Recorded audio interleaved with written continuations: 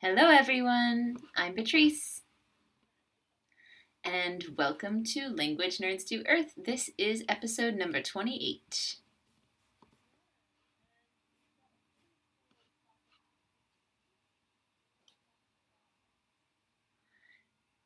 Yeah, Icelandic. We're going to look at kind of, we're going to look at the history of Iceland and kind of how it ties in with its language. And we're going to learn a little bit about the Icelandic culture as well.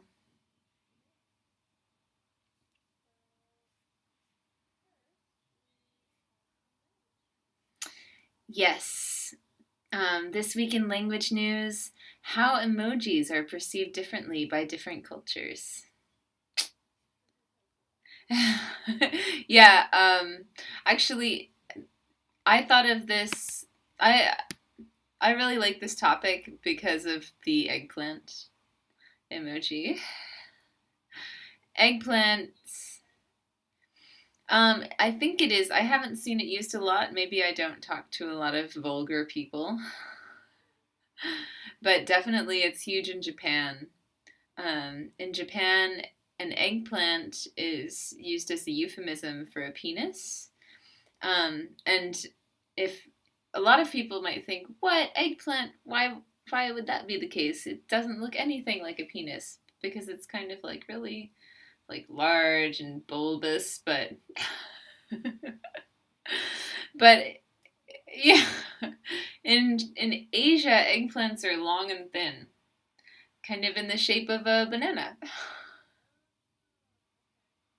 Yeah,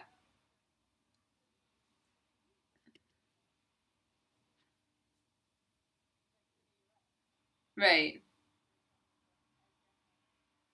Yeah, yeah. Actually, I remember listening to a podcast about how it was a Japanese podcast, mm, a podcast about a Japanese show where a guy was filmed naked for like 2 months with an eggplant.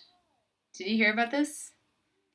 Ah, yeah. There was an eggplant over his nether regions, and yeah, he had to get what he needed by just like applying to win competitions in magazines.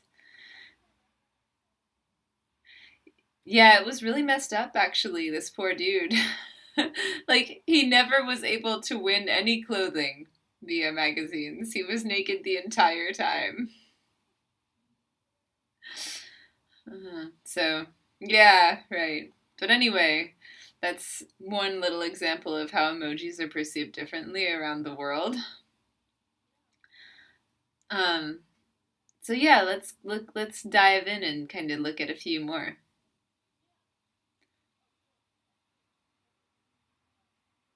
Please, yes.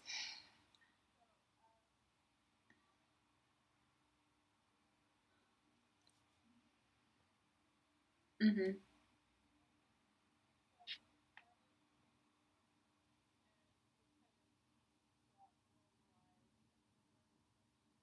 Mhm.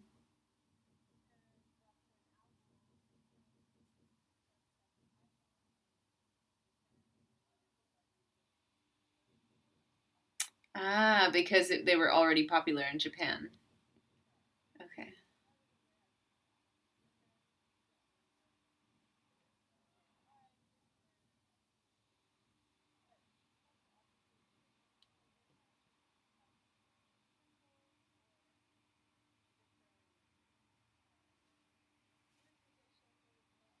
Right.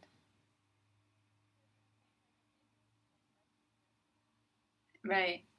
Yeah, and they started with 180 different emojis, right? Or 100 and yeah, and now there are like 2,000 different kinds of emojis.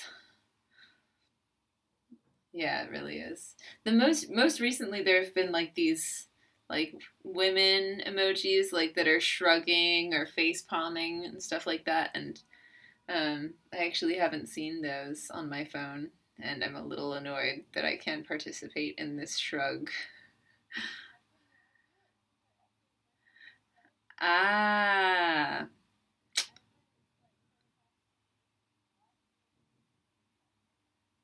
Oh, darn. Maybe that's it. I guess so.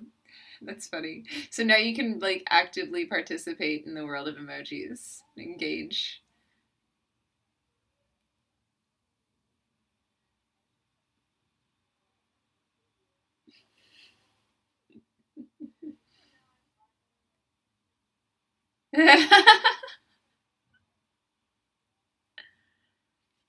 Yeah.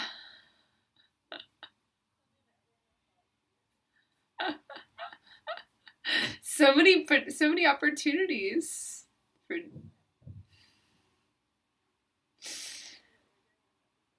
Yeah, that works out.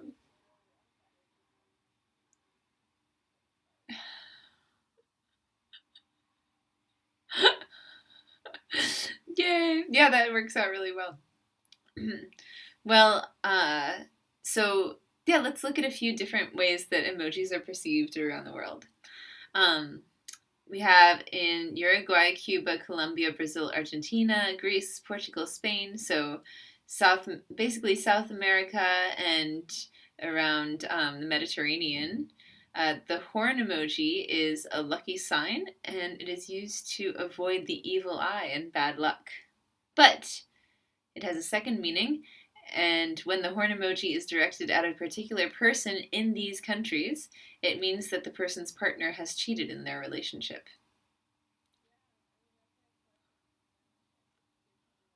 Oh, yeah.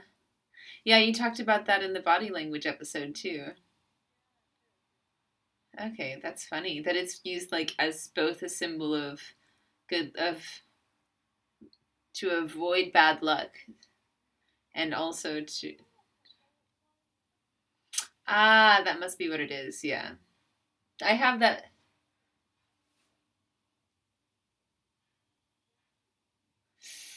Let me see.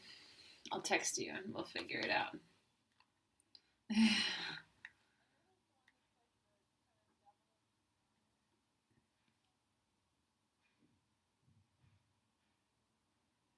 Oh, yeah, there are two. So one of them looks kind of like a demon, and one of them is like a purple devil. I think it's got to be probably the purple devil. I don't know. I don't know what the demon one. I thought the demon one was the devil, but I've been corrected recently. So yeah. Uh huh.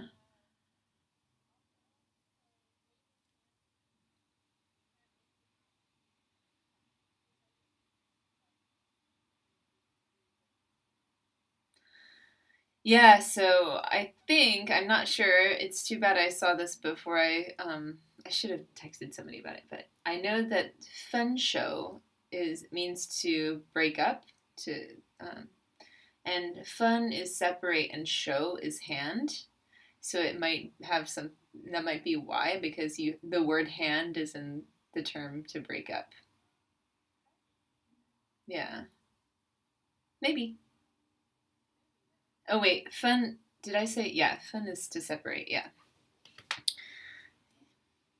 Yeah, maybe.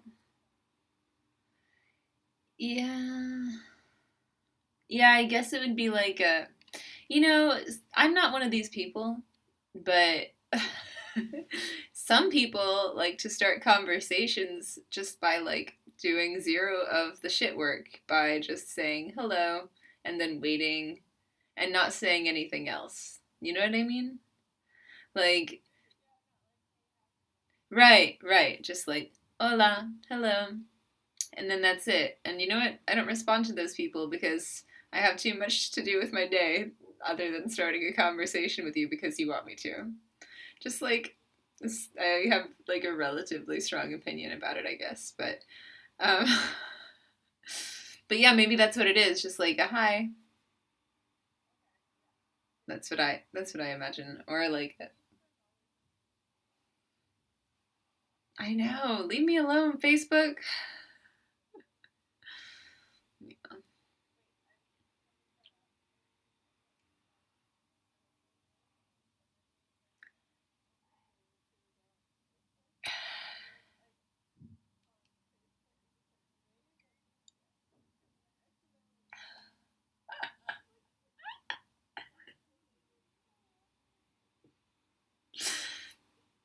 Oops. Oh well. I've ah.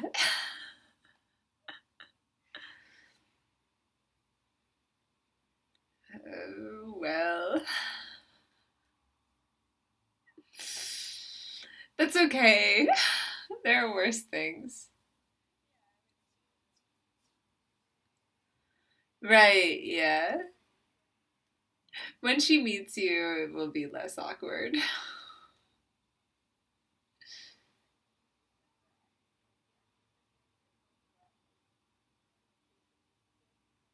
Yeah. That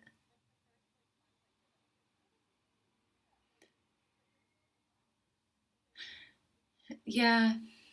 I know. I often like press the enter key. I'll be like, "Okay, here's what I think." And instead of pressing shift enter, I'll just press enter and then it's just and yeah, it's out there. I like that's one thing that's nice about WeChat is you can recall messages you didn't mean to send in like the first 2 minutes. Yeah. Oh, that's good. Yeah. Okay. Um, Another emoji that you should not move in that you should not use in Nigeria, Afghanistan, Iraq, and Iran is the thumbs up emoji because it means sit on it. And you can, I'll leave it to you to figure out what that means.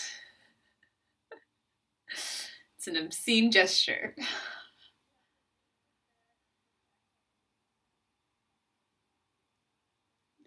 Yeah. Like, hey, let's meet Tuesday. Thumbs up.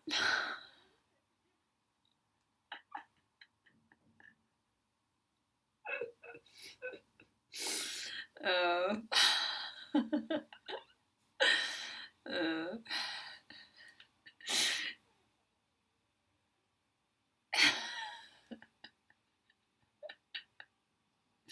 Poor Rachel. If you want to learn more about obscene hand gestures, just go to episode 6 on body language and how it varies.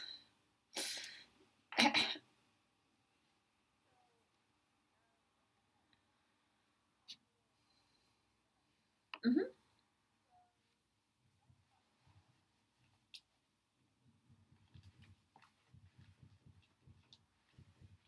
mm-hmm,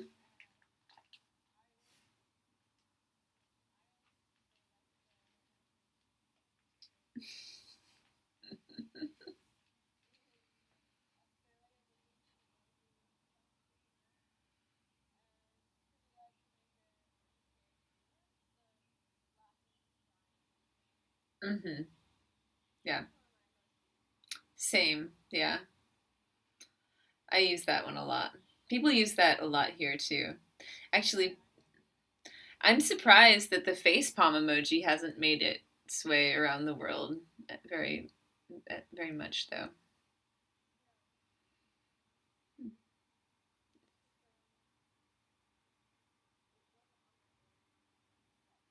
Yeah, it's on the Chinese. It's like a very common emoji in China. Hmm. And in oh, but the common favorite in these countries is in all of these places. Oh, in English. Okay, so the common favorite in English speaking countries is still the plain smiling face emoji, apparently.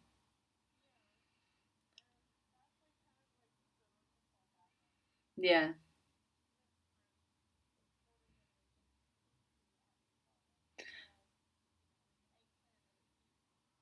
Right, right. Yeah, so speaking of the eggplant, we've already covered that, but the peach emoji is also taken to mean but, which I didn't know. Does that make me old? Maybe. Yeah.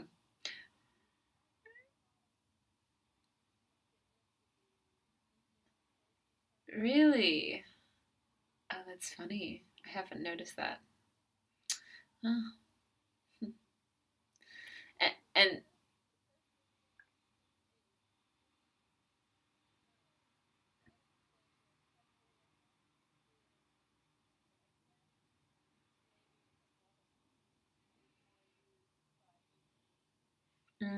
okay.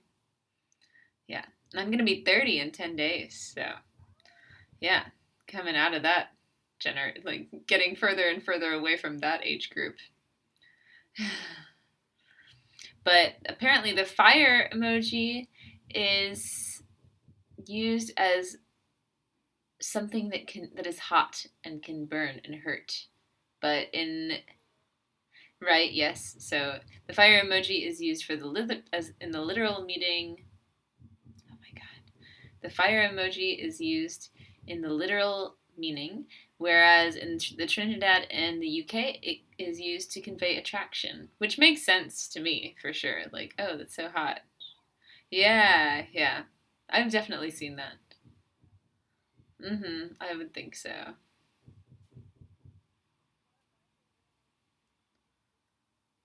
Mm.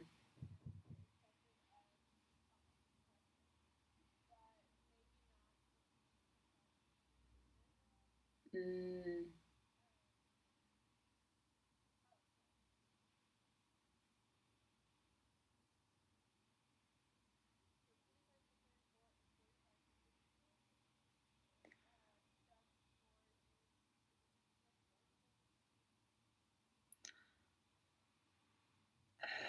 Maybe we don't have to talk about age groups. Yeah, yeah,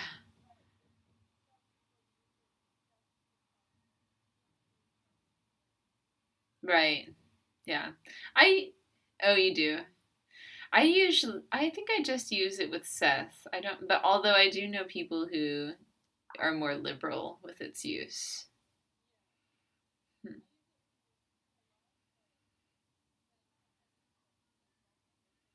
Oh, yeah. With a girlfriend, I would use it. Yeah, yeah. I would do that with a girl. But I probably wouldn't do it. I wouldn't send that emoji to like a guy friend that I know is like single and ready to mingle. Like, yeah, exactly. Okay, yeah. So girlfriends and significant other. Or gay friends. I send it to my gay friends.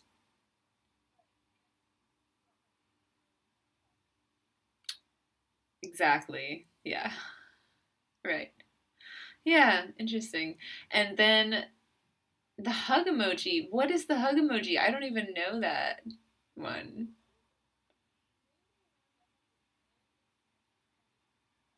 Oh, maybe. There's a hug emoji in China that looks nothing like that. It's like, I'm going to send it to you right now. Maybe you can describe it. It's not even on my keyboard. Let's see. It'll take me 1 second. Oh, this one.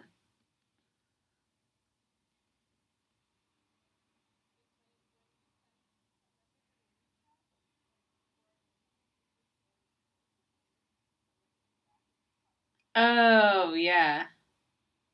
Yeah.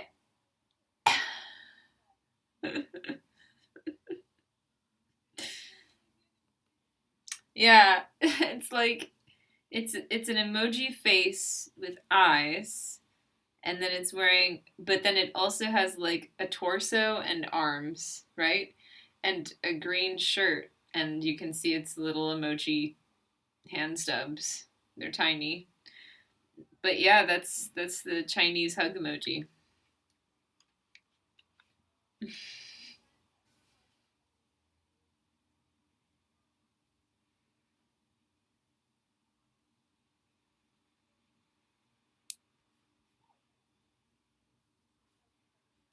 Oh, okay, yeah. So little, like a face with two hands underneath it. No, no. I would say that, yeah.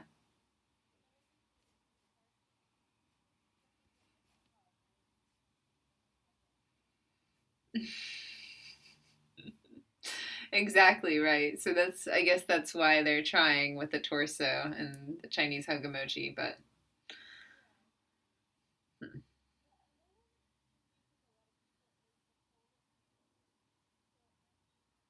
hmm.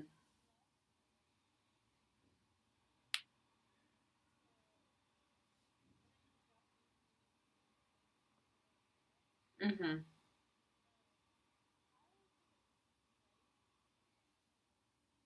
Yeah, please, yeah. Um, right. Oh, oh, that's totally different.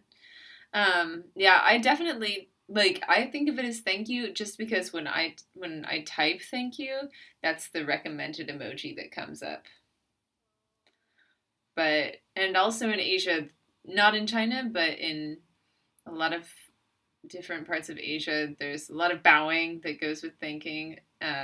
So like Thailand always uh you clasp your hands together like that and you bow. So it makes sense here in the origin of emojis. Yeah. Yeah. Yeah. It's so interesting though that like it's a universal language but not quite, you know.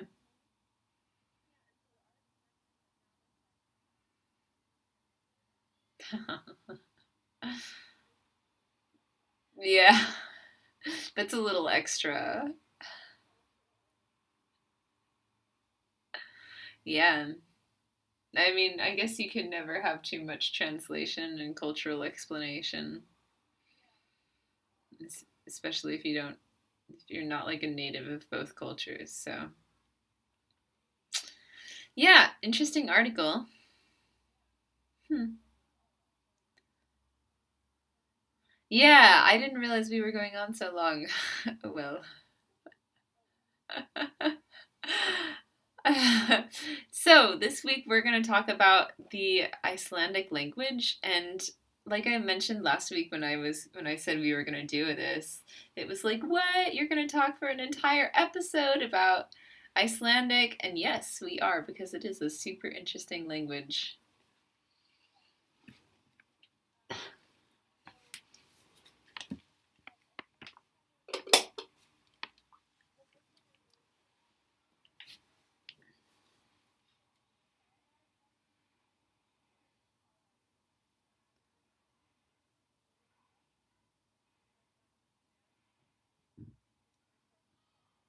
Mhm.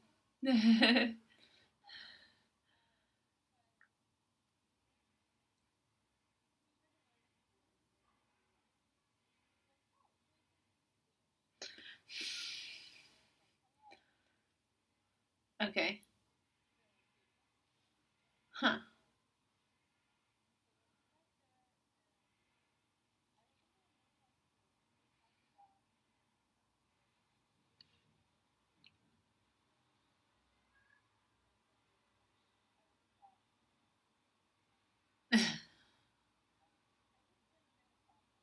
Yeah.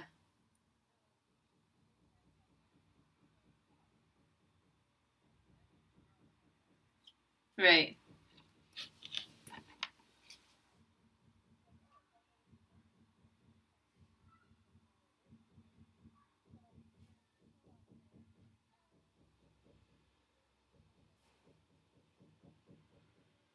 Yeah. But before we jump into the language, I kind of wanted to like Icelandic Iceland is one of the Nordic countries and there are a few different ones and it's kind of hard to know like to get an idea of which one what all of them are like. Yeah.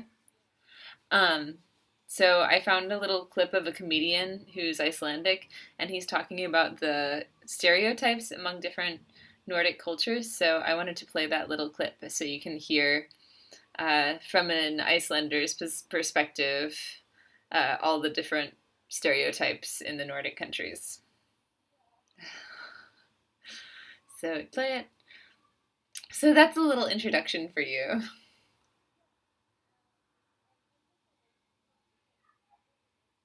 Yeah.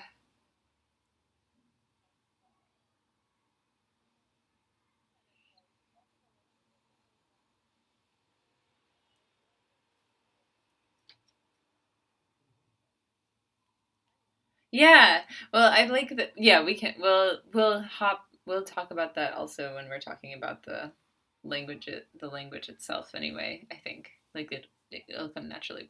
Um, but yeah, it's a really funny, a really funny stand up from this Icelandic man. So I don't even know his name. I forgot to look at that. That's okay. Um, so I found this article from fluentin3months.com. The writer of this article apparently speaks like 500 different languages or something like that. No, I'm just kidding. Sorry. That was a gross exaggeration. Like nine different languages. Yeah. Like like a language per month that he's alive, you know? Right. Is that, yeah. Anyway, probably no, that's too many. It doesn't matter. So, Icelandic. It's a really interesting article. We'll post it on our show notes, obviously.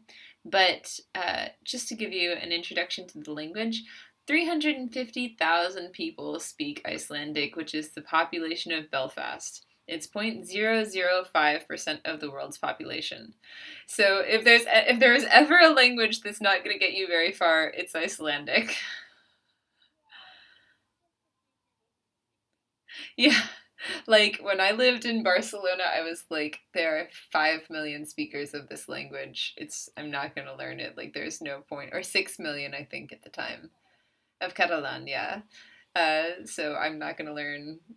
There's no reason. And then when I was in Korea, like I got to a certain point where I could speak a certain amount of Korean, then it was like there are 50 million or there are 80 million speakers of this language.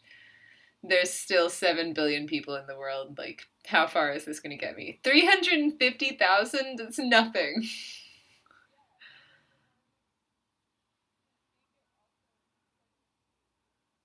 Right. Yeah. It's not really useful, but it's a really interesting language because it has remained pretty much untouched since the ninth and 10th centuries.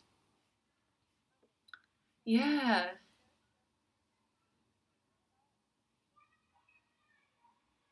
Yeah.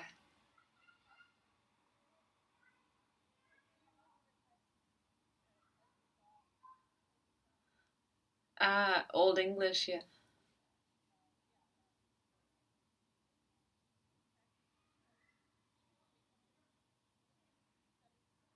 Yeah. Right. Yeah. No. And I think Beowulf was from around the time that we're talking about right now. Beowulf is like you listen to it and I think I remember I was like I can understand the word like the and but and like the least useful words as well. Like I can't even get a gist. So I mean, although it's the pronunciation has changed, especially vowels, for the most part, grammar and vocabulary and spelling has pretty much remained the same. So that's why somebody in modern times can look at a text of Icelandic that's almost 1,000 years old and pretty much understand it. So it's crazy.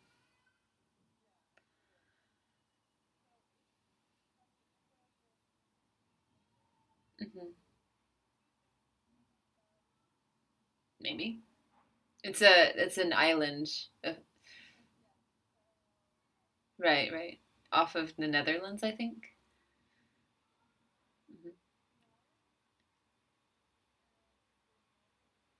Hmm.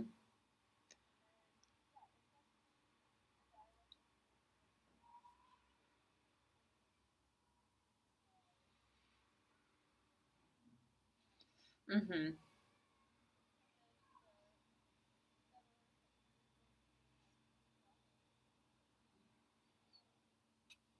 Right, exactly. So, uh, Icelandic has a lot of influence from the Scandinavians, but also there is evidence that maybe there were Gaelic monks who settled in Iceland before the ninth century. The majority of history that people know of comes from the Vikings who came from Denmark and and settled in Iceland in the late ninth century.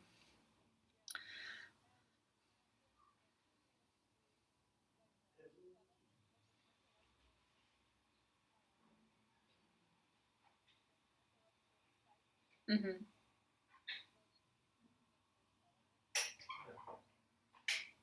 Hmm. Wow.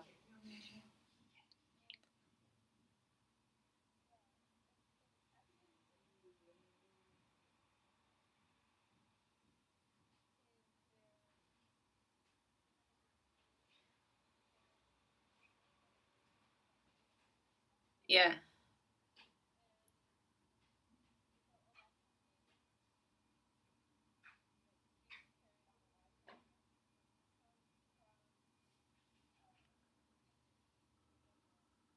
Oh, wow.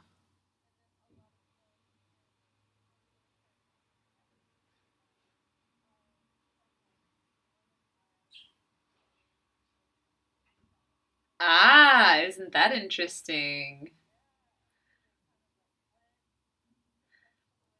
Yes. That's totally what happened. I love that you can see that kind of history through genetics. That's so interesting. Wow.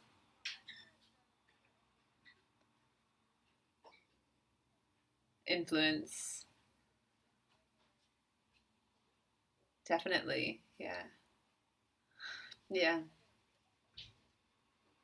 No, no, and I mean it makes sense for sure because the Vikings they weren't like docile creatures who just like stopped by Ireland like, "Oh, hello. I just want to visit and do some sightseeing and then be on my merry way." Like they were like they were quite the if you've seen the show Vikings, which is where I get most of my information about the Vikings. They were conquerors of land and conquerors of ladies. So,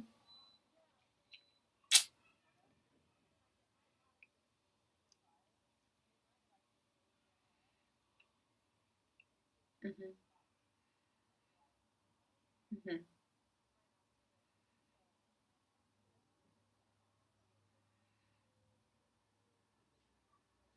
Yeah, okay, hmm. Yeah, that's pretty interesting though. But yeah, so the northern trade routes introduced German, English, Dutch, and French influence, and also Basque influence to the island. Yeah, yeah. Why not, man? Yeah, I maybe we should do an episode on Basque. Yeah, or like linguistic isolates sometime. Okay, sorry, keep going. It's next one.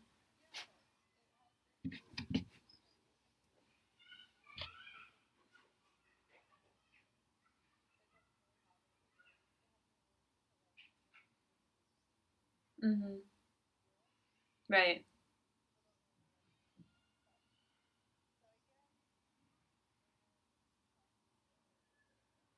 Yeah. Yeah, that makes sense. Right. I mean, there. it's a pretty well-off region, right? Like they do well for themselves. So, it makes sense. I just don't know where they would have gone. Like, did they go to Canada or were they just like back and forth to Iceland? Yeah. Well, anyway, um, then between 1814 and 1918, Iceland became a part of Denmark, the Kingdom of Denmark. So there was a push for Danish to become the main language in Iceland, but in the 1800s there was a purity movement in Iceland that kind of counteracted the push for Danish, uh, which which actually kind of also helped the in the age of information that we have right now, kind of prevented the influence of new helped prevent the influence of new words.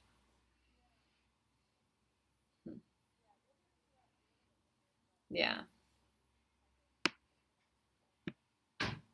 But yeah, actually Iceland never became the official language until just 7 years ago. Sorry, Icelandic didn't become the official language until just 7 years ago in 2011. So until then, I guess they didn't have an official language.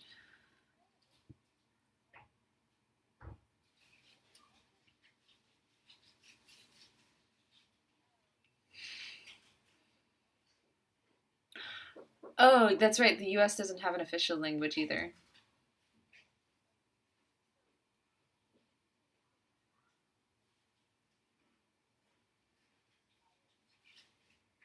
Right. Right, but it's not like written. It's not written anywhere. It's just understood. It's funny. Mhm.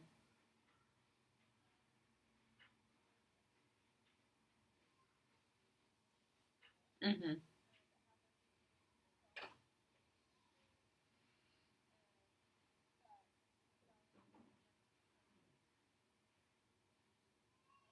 Yeah.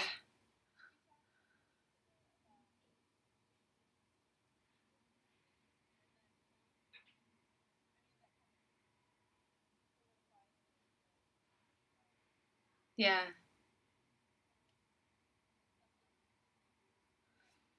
Yeah. Exactly. No, at least it's funny that there were pronunciation changes in English and we didn't change our spelling and it yeah, and it came out really odd, but in Iceland it still makes sense. In Icelandic it still makes sense.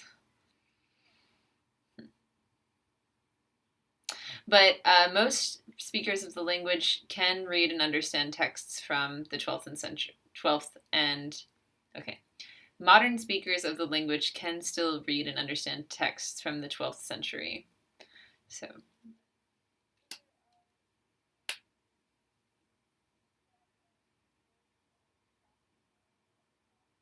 mhm.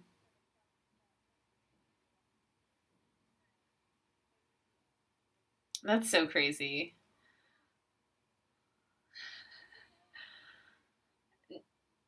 Dude, I love Spark Notes in high school. It was so essential because trying to get through Shakespeare was like agony.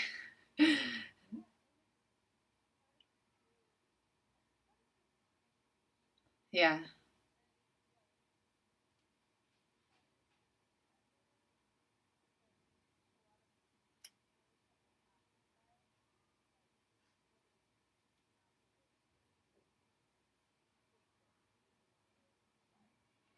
right.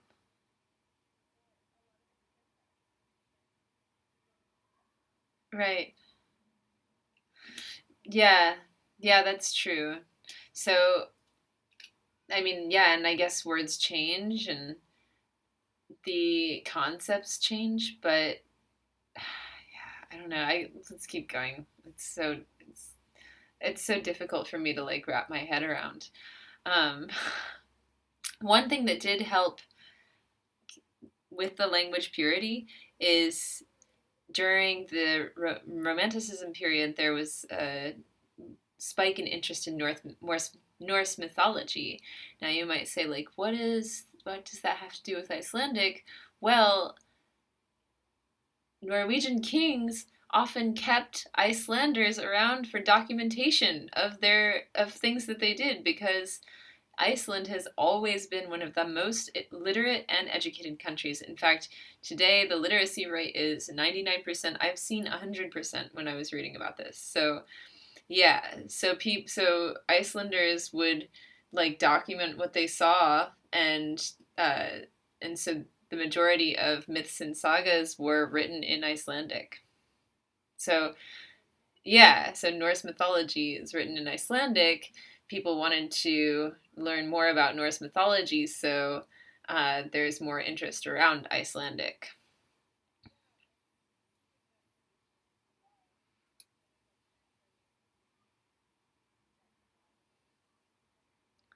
Yeah, right, exactly.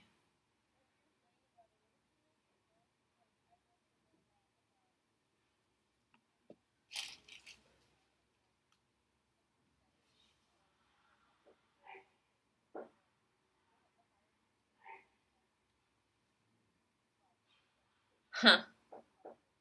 Jesus. Wow, that's crazy.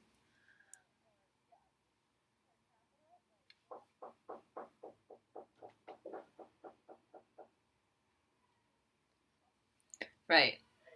And yeah, I mean, when you have a small population like that, maybe it's easier to kind of take care of everybody, you know?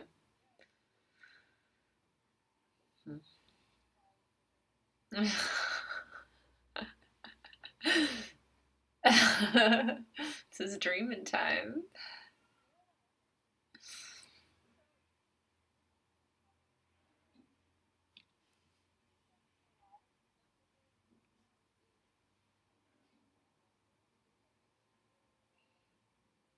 Hmm.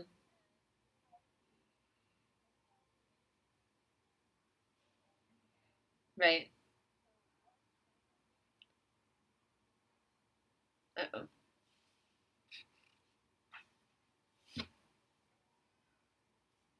Can you hear me?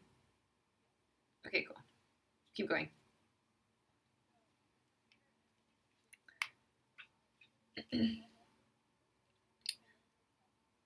Right.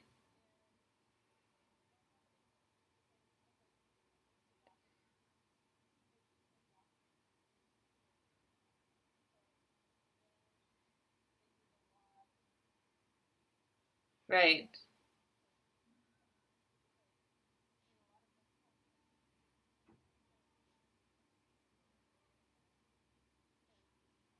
Hmm. Right.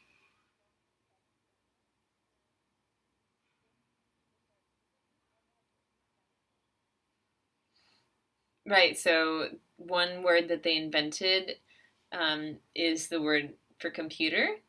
They took the word for number, which is tala, and which is volva, to make, and I'm probably not saying this right, but torva. And then, so the direct translation of computer becomes a witch of numbers. Yeah,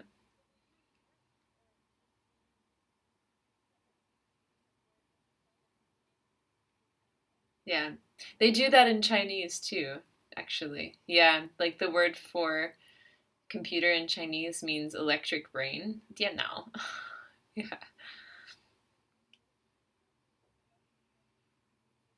Yeah, exactly.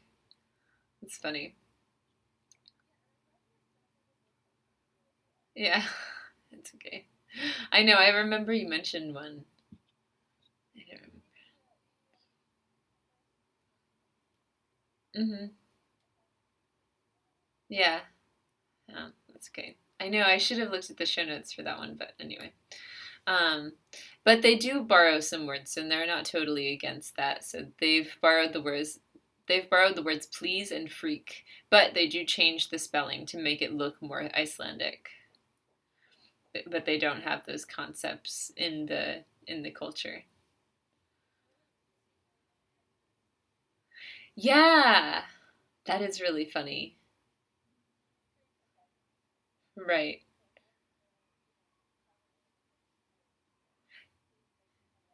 Right. So, like, I guess people haven't really traveled to Iceland that much anyway, and historically until very recently when everybody wants to travel to Iceland.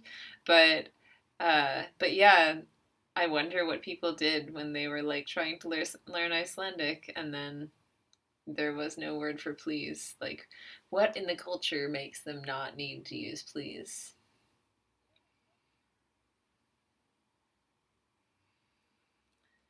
I guess Chinese doesn't really have a word for please either, which makes Chinese people come off as kind of like pushy when they ask for something in English. Like, but in Chinese, when you say you want something, you just say I want this or I don't want that. You know,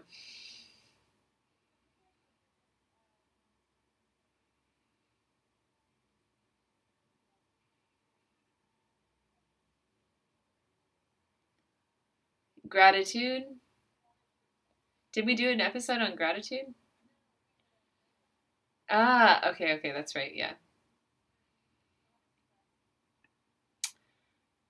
that's true. That's true. There's also a lot of give me this and give me that in Chinese. That's funny. So, in Iceland, students are required to learn other languages in schools, which in most cases are English and Danish. So English because it's the international language, but also another Scandinavian language, which is usually Danish. And actually, in that stand-up clip that we played at the beginning, if you keep watching it, the comedian talks about how like Icelandic Danish sounds a lot different from actual Danish. And when Icelanders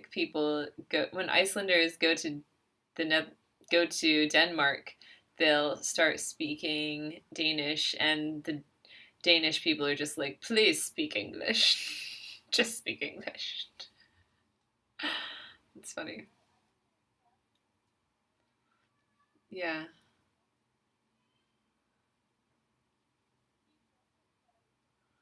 Right, right.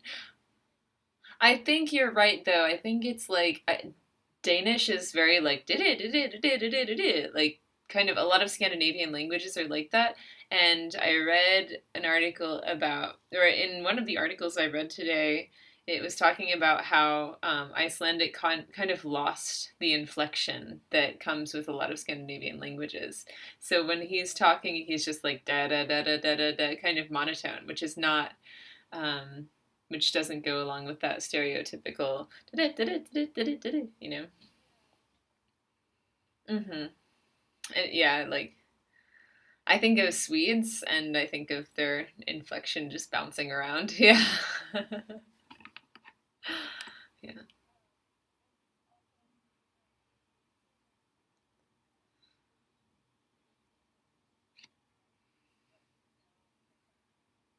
right. Yeah, yeah.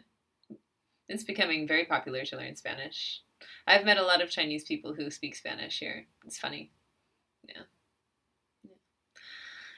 Names in Icelandic are also super interesting. So there are two major points here that I just love. So people don't usually change their name after getting married, which makes sense because your surname is actually taken from your mom's or from your father's first name. So if you're born to a Sven, then your surname is going to be Svensson if you're a boy, or Svendottir if you're, or Svensdottir if you're a girl. I think it's they have an S. Dottir. Yeah.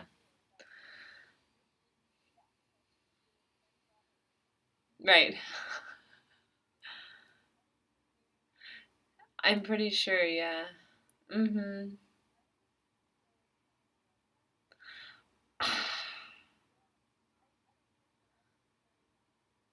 Right. Right. Exactly. Yeah. Just name doesn't reflect lineage in a lot of these cultures. And I actually tried to look that up, like which other cultures it applies to, but I couldn't find I couldn't find the right search words for that, basically. Um, but yeah, I've heard that as well. But but then you get a lot of cases like Sven Svensson. Like people love the double names there.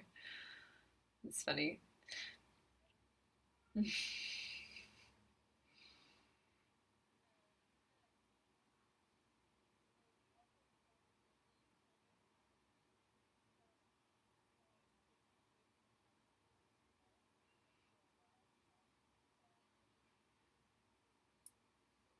Hmm. Yeah. Yeah, that's kind of cool. It's funny.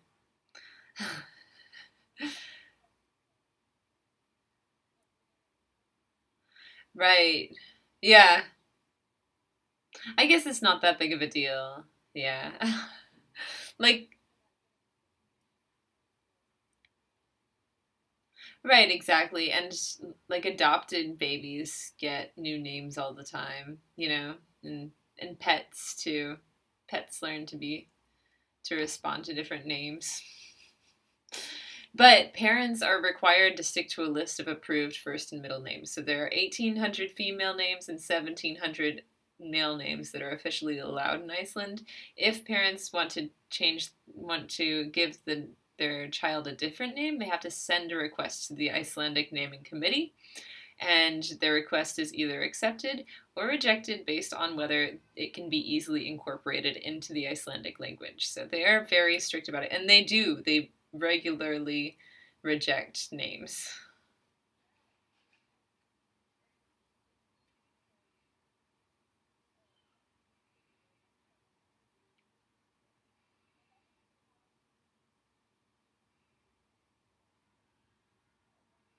Yeah, exactly. And I think Germany kind of does that too. Like it's less common to be rejected for a name, but if you try to name your kid Spot or something, then Germany will be like, you cannot give your child a dog's name. Try again. Yeah. So yeah, really, really cool article. We will post that on the show notes.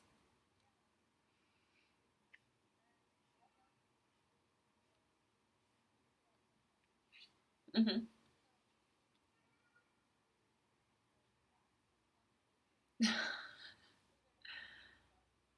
It's so tiny. It's like, yeah, yeah. It's funny.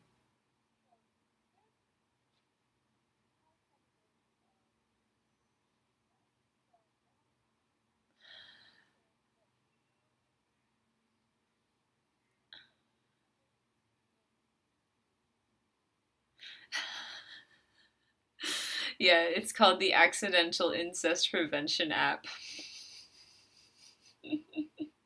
Yeah, I was watching this video where like these two people sat down for a blind date and they were like, all right, let's check and see what it says. And they check and it says they're like third cousins. That's probably too close. And they're like, all right, see ya. See you at the next family reunion. Yeah, that's funny.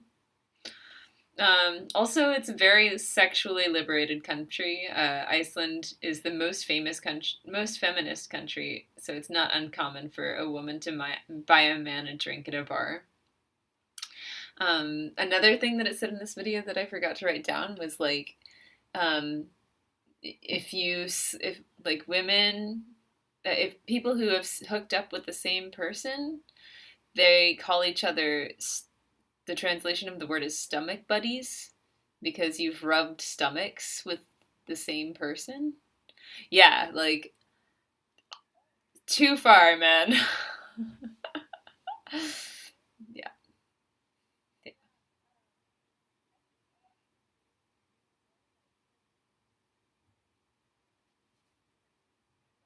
Hmm.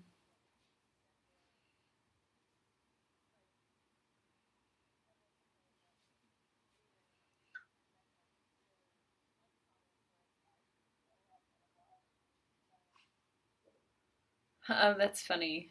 Huh. Hmm. A lot of that's where you get going Dutch, I guess. Ah. Huh. It's also yeah, makes sense. Huh. Funny. It's also a very casual culture, so everybody is called by their first name, including professors, doctors, the president, Björk, yeah, Don, Barack. Yeah, yeah. Well, I mean, there are no surnames, so yeah.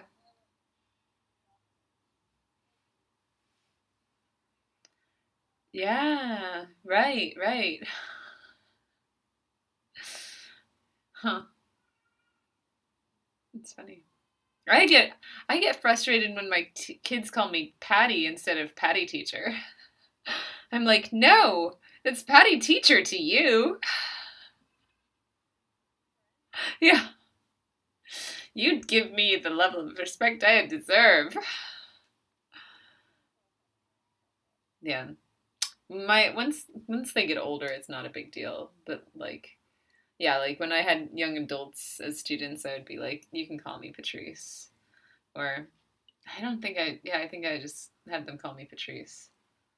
So, but yeah, little kids. No, we are not friends. Right. Right. Yeah, that makes sense.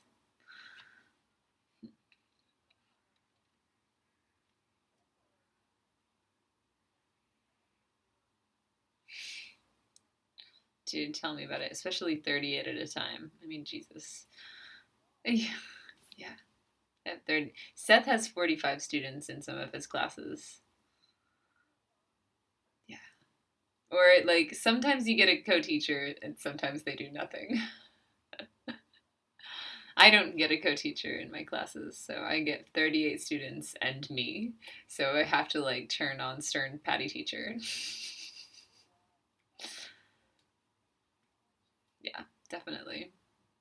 So anyway, some sounds not present. So looking at a comparison of Icelandic and English, um, Icelandic has 32 letters, I believe, and a lot of them are very similar to their English approximates to their English equivalents. Uh, but the name of the volcano, Eyjafjallajökull, like comes with like a it has a double L at the end and in the middle. And the double L, for example, is like a T and an L together. So Eyjafjallajökull.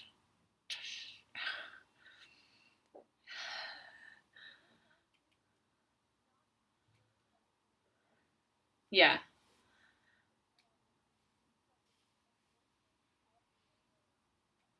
Mm.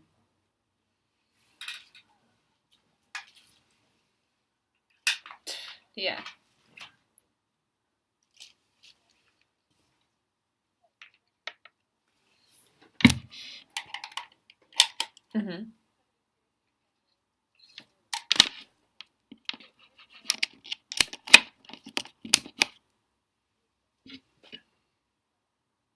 Mm-hmm. Okay, okay. Not play.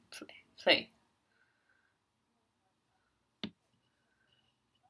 Mm-hmm. Yeah, that makes sense. Mhm. Oh.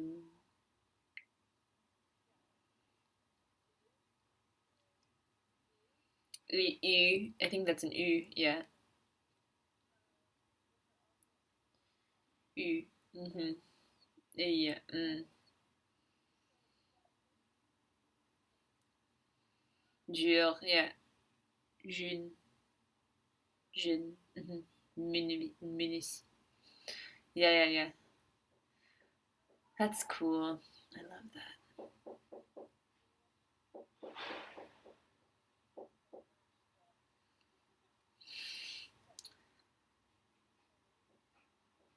Mm-hmm.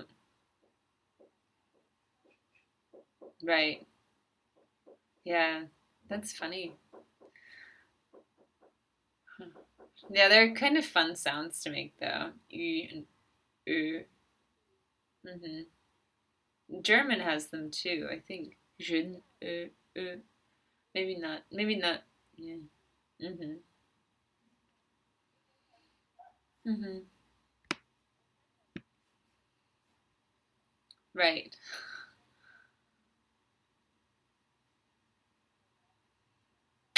Sounds good. Mm-hmm. Jesus. That makes so much sense too. Oh, really? That's difficult. Yeah.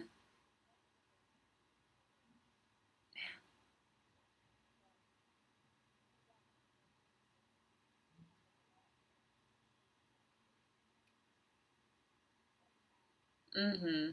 That's true. Huh. Cool.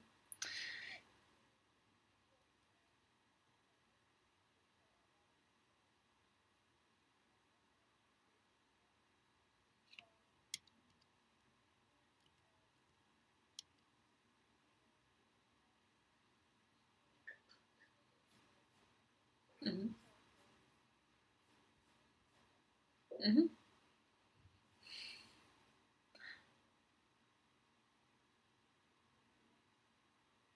Well, I actually haven't heard them, so I don't know what they sound like. Okay. I need to fix my output. Ah, okay. There we go. Um, Let me see if I can hear them really fast.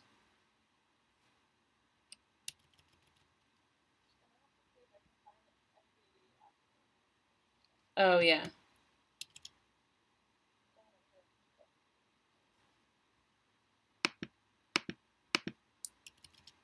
I have to turn it up really loud.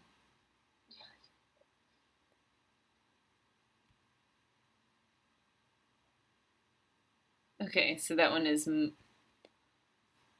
mother, mother.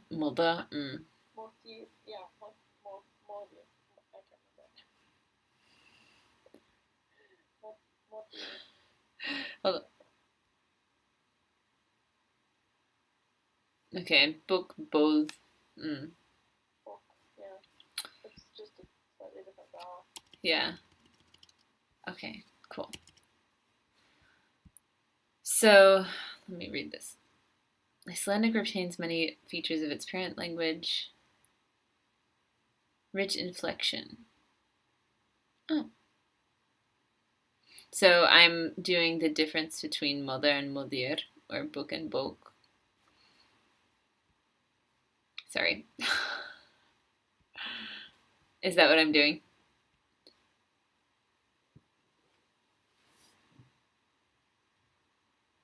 Hmm. Yeah. So yeah, you can. Oh, okay. So we're comparing English, Icelandic, and English. Okay. Um, and I did know that, but I didn't know that that's what I was listening to. Okay. Now I get it. Okay. No, they sound super similar to each other, though. Um, I guess probably it would be kind of one of those things that if you learn the trend, you could see it and it would help you because at least it's semi related to English. It's in the same tree, so it would help you learn it. I think Icelandic also has like a differentiates between an unvocalized and a vocalized th sound, like Thursday and this, for example, and z, and yeah, so mother and modir, book and book.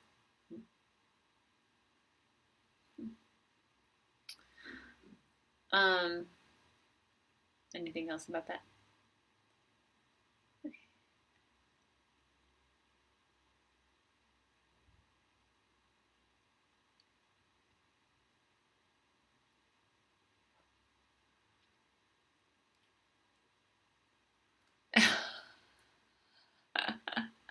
Good job, Google. Blowing it. Right, right. Hmm.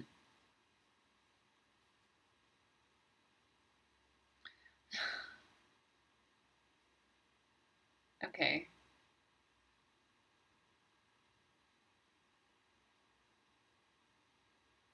Okay, that totally makes sense. Hmm.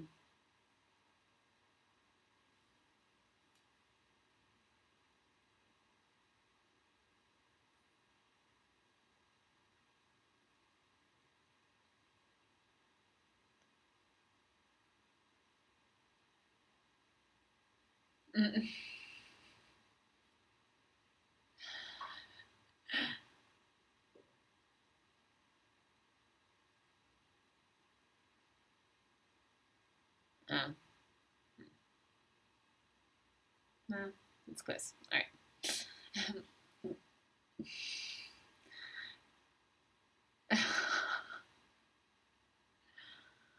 Yeah. Well, now we know what article we need to research and write, I guess. Where there's a gap in the market.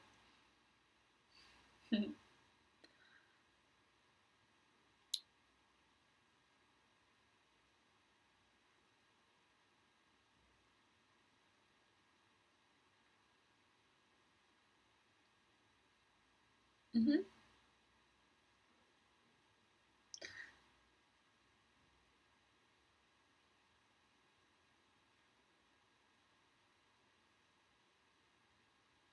Hmm.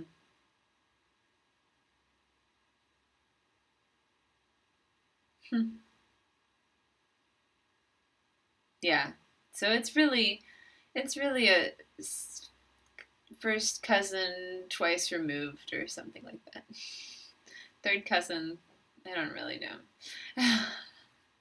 of English, but I guess English has definitely gone through a lot more evolution and influence than Icelandic has.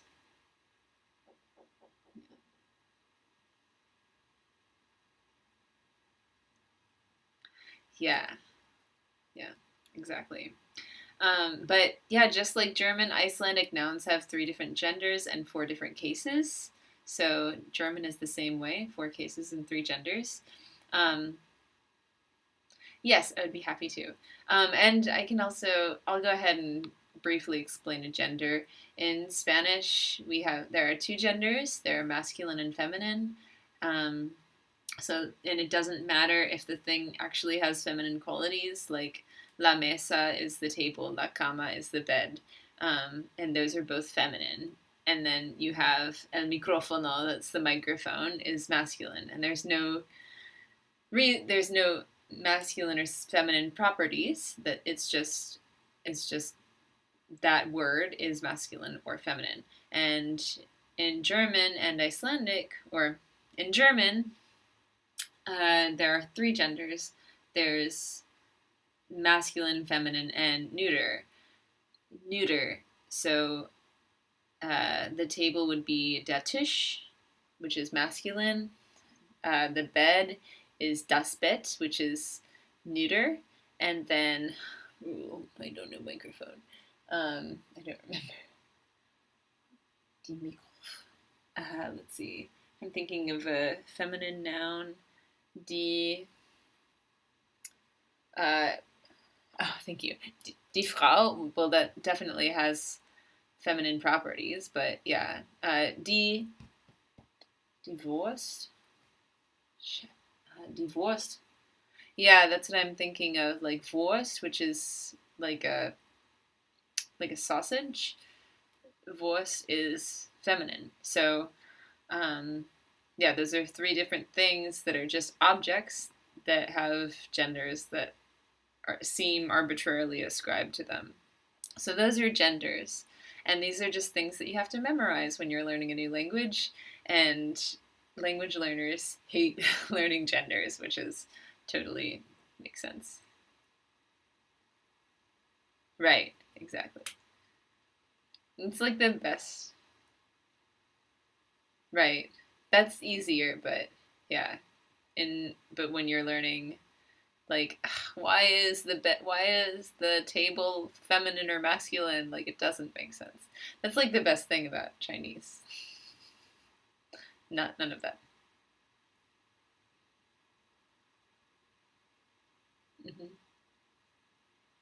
Hmm. Der Mond. And sun is die Sonne. Is feminine. Yeah. Ah.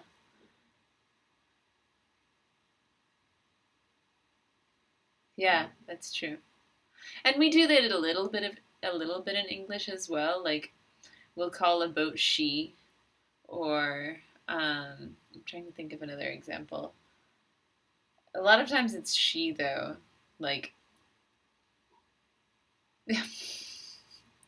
probably because men love vehicles. Yeah. Right. Yeah. But anyway, so that's gender, and then case is where the object falls in a sentence. So in English, I would say like, I give the book, I give my book to, I give Rachel my book. Okay. So I is the subject of the sentence. And so that is one case. That's the first case, which is nominative, the subject. Um, Rachel is the indirect object of the sentence. She's the recipient of the action. So you would be the dative case. Um, so nominative, subject, dative is the indirect object. So dative, uh, take that out.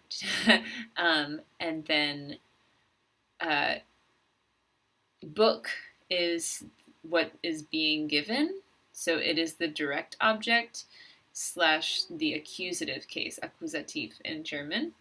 And so um, that's a third case. So in each of these cases, the article will vary. So for example, like I am going to change if it became like Rachel gives me the book. So like we do it in English too a little bit, but the difference is that um, Rachel is staying the same. It's so difficult. The girl gives the boy the book. Okay, the girl, the girl. Sentence A: the girl gives the boy the book. The girl is das Mädchen. Okay, so she's nominative. She's the subject. Sentence B: the boy gives the girl the book. The girl becomes the indirect object slash dative.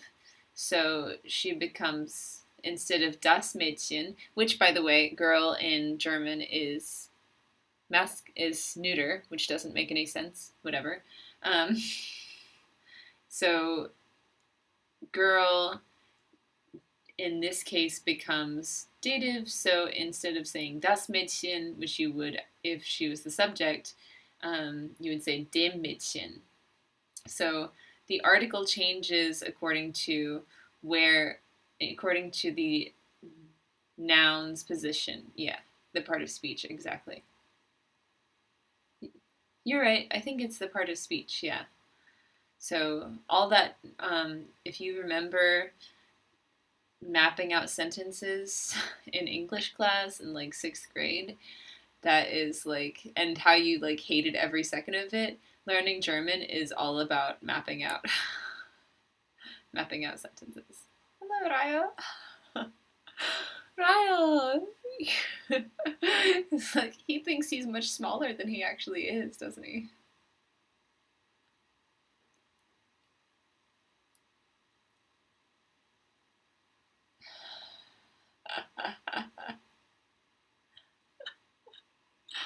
Oh my god. All right, so my teacher's coming in a few minutes, so we gotta finish it up. Okay, yeah, I think so. Yeah.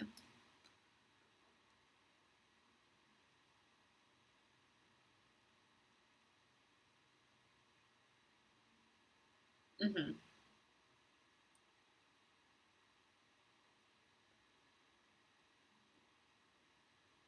Mm-hmm.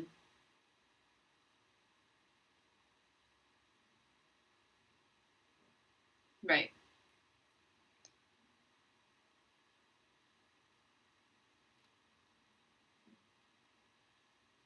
Yeah. Partly from just like influence from different languages that don't have those things in them.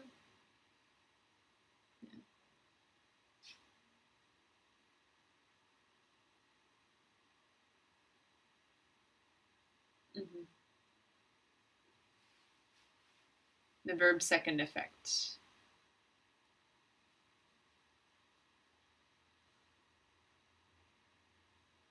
Oh, okay.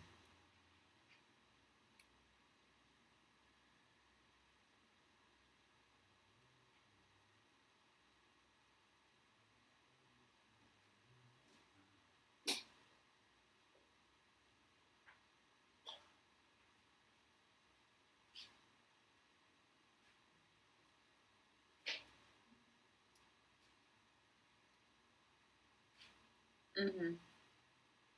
Right.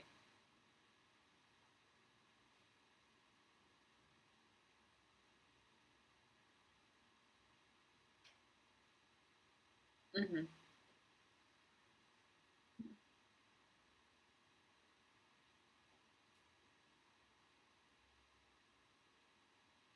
Yeah. That's interesting that we retained so much of a similarity there, in structure.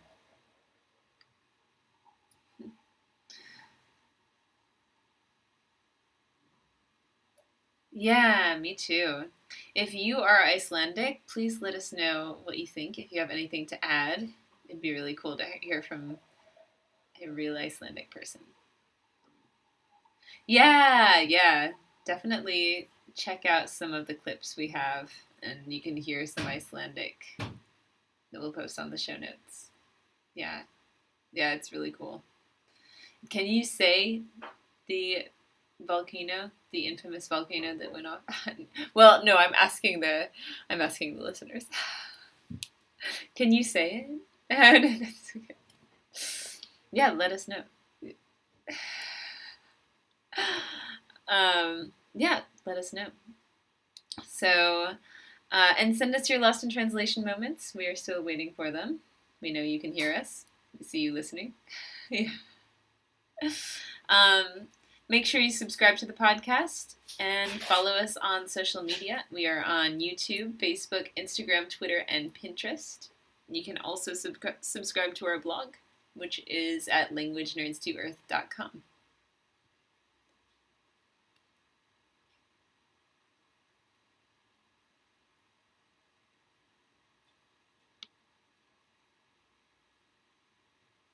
Yeah, yeah, that'd really help us out. We love that. And may be ha- feel free to reach out to us if you have anything you'd like to say about the show or you have a topic that you want us to talk about. Yeah. And I don't know what our next episode's about. Yeah.